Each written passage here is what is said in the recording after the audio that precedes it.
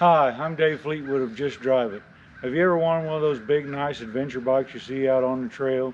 Big old BMW or Yamaha or Suzuki, one of these big 1100cc beasts that, with all the baggage and stuff on there, and you see these guys having great adventures on them, but maybe it's not in your budget. That's where I was at. But I thought, why couldn't I just make one of these myself? This is the 1982 Suzuki GS 1100 GL. And it has a very similar spec to a lot of your more popular adventure bikes available on the market today. It's a little over 500 pounds. It's 108 horsepower.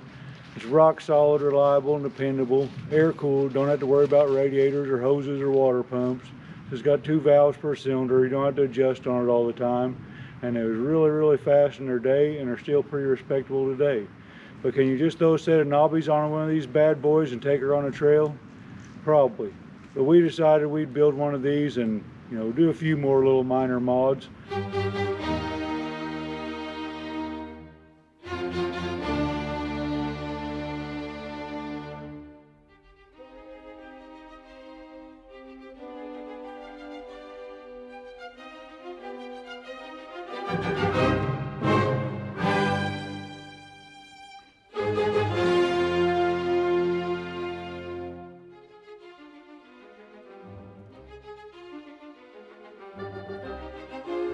And this is what we came up with.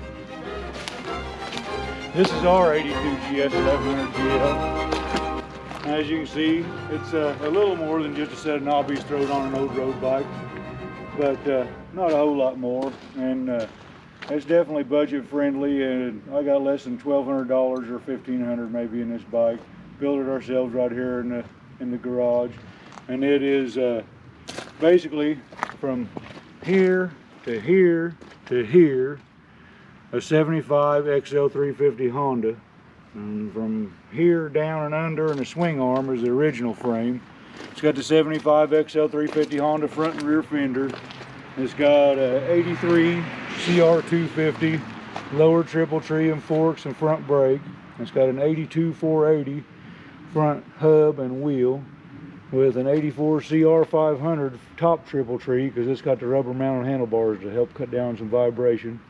It does have the old levers that came on the bike and the headlight, with a set of cheap aftermarket headlight mounts. Some old chrome vintage, don't know what they came off of, 70s motocross handlebars. The awesome 3-gallon Malcolm Smith Desert Racing tank, which unfortunately don't let you turn very far because the forks hit it. Crash bars we left on there, and it became very handy, and some wipeouts we've had along the path. Got the cheap internet motocross foot pegs, way better than the old stock rubber coated ones. These shocks were what, $89.99 off of Amazon, and while they are really nice and long, they only still have like 1.5 inches or 2 inches of travel here, but they work pretty good for the price. Cheap aftermarket tail light, 72 Suzuki TM250 Champion seat, and the back wheel I have more money in than any other part of the bike. It is a GS400 hub and brake assembly, which came out with a 16-inch steel wheel, and we had an 18-inch aluminum rim and stainless steel spokes laced up to that, and that was ended up being what, like $600 and some to get that wheel made and pay for the spokes and the rim. It's got early 80s CR brake stay and brake lever here. Anything we could replace with aluminum or just get rid of, we've done. And mufflers, who needs those? The pipes just stop right there under the motor. That's plenty. Cam covers, didn't need those. Tack, speedometer, any kind of thing like that. It's all unnecessary, it had to go. And so we've kind of got it down as far as we could. We don't really know what it weighs now, but I like to think it's a little under 500 pounds. It's got the stock carburetors on it with the pod air filters, and they're terrible. Some of the needles leak and it fouls plugs, and that's going to be a future upgrade, is a nice set of flat slides with a pumper, and we'll make a video of that then, because the thing cracks and pops and misses. And if you keep it like half throttle or more, it's not too bad. My oldest son and I spent 3 days on the Trans Am Trail last summer on it. He had his 400 Yamaha and was able to keep up a nice speed on that, and and it done pretty good. But for riding in tight trails like you shouldn't be on it anyway, it is pretty hard on spark plugs. But we'll fire it up, and like I say, it's not running like it ought to be, but it's still pretty fun. And you can make up your own mind whether you want to make your own homemade leader bike adventure touring machine, or just go out and buy one, which is the easier. But you don't see too many of these on the trail when you're out there. We'll see what she'll do.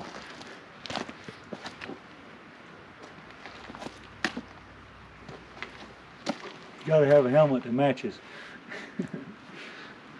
Maybe you need one of them Bell Moto 3s, you know what? Those babies are pricey though. If anyone's got a Bell Moto 3 out there, size like 3 or 4X, reasonable, hit me up. I got a fat head. It's hard for me to find helmets that fit.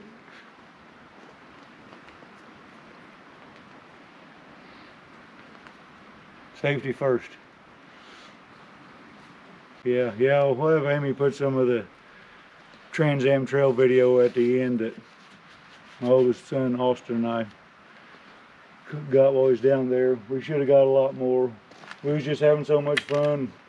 We kind of got lazy and stopped videoing, so I got my state-of-the-art goggles on.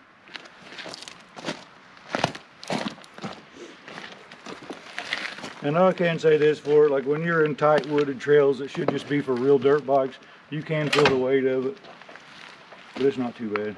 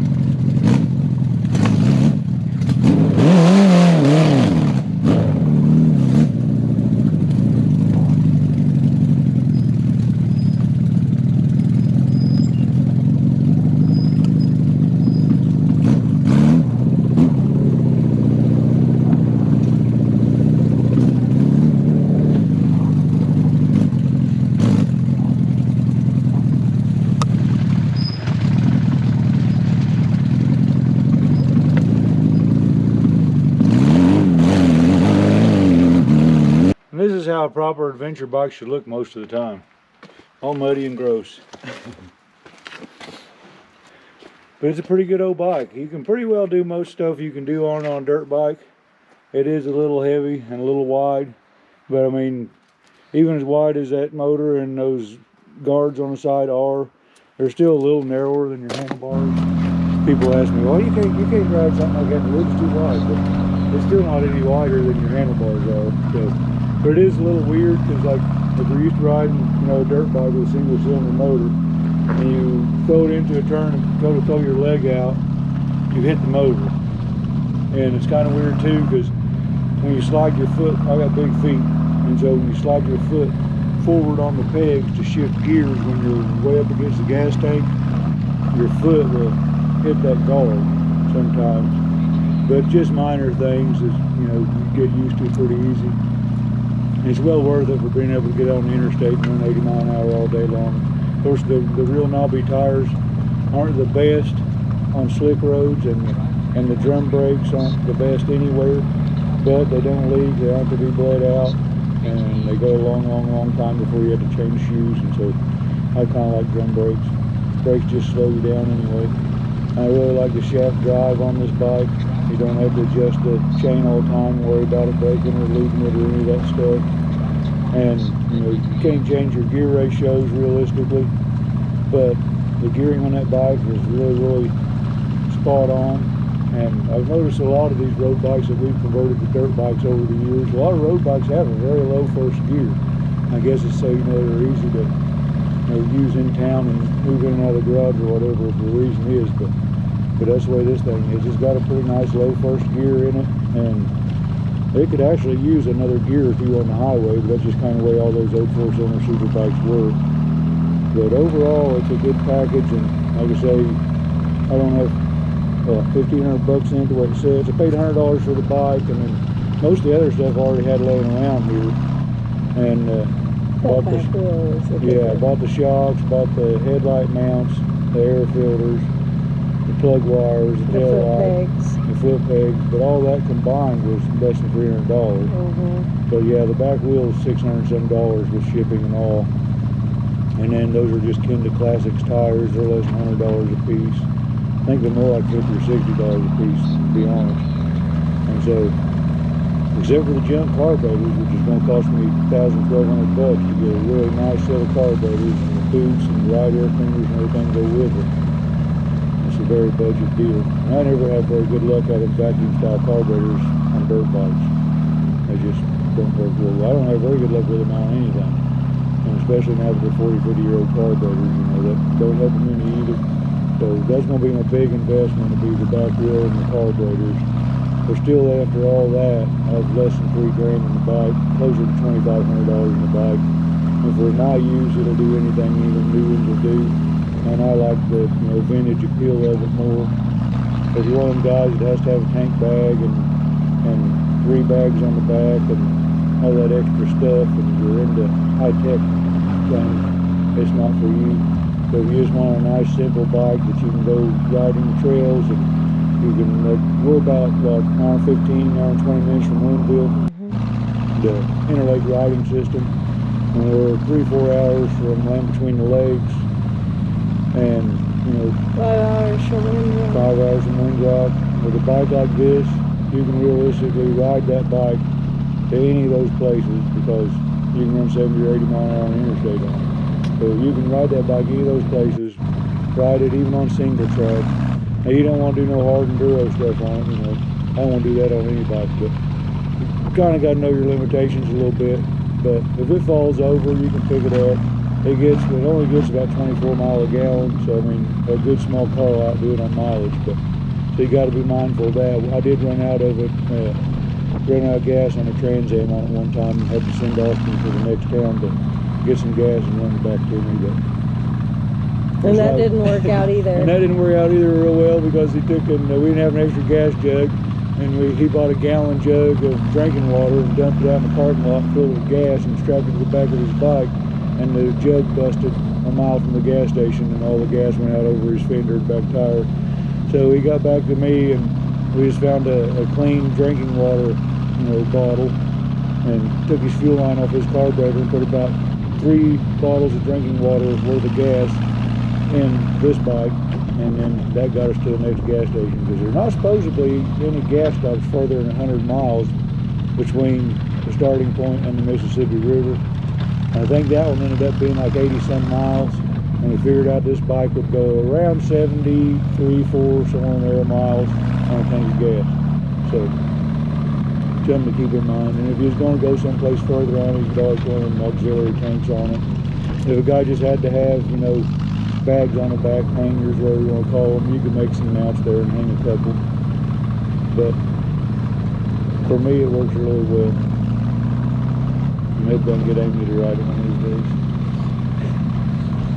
We'll put you a milk crate up there, you can stand up on there and get it going. Yeah, there you go. Yeah. Maybe I'll throw her on the back and do some trims on or some riding someday.